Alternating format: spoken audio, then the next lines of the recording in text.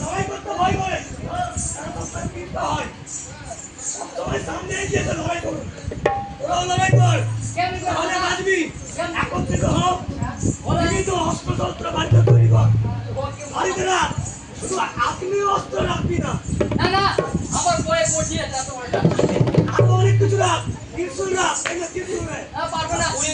এরকম অনেক কিছু আছে।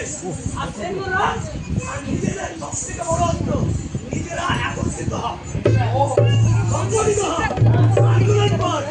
এই নরপিশাচদের আর বিরুদ্ধে কঠোর শাস্তি কর, শাস্তি দে তাদের, তাহলে তোরা বাঁচবি, নইলে কেউ বাঁচবি না। আজ মালদা, কাল ভারত, ওটা ভারত থেকে তোরা পালাবি। এই জন্য বলছি, একত্রিত হও, সংগঠন কর। তোর টিম আছে? আমি করে আসি।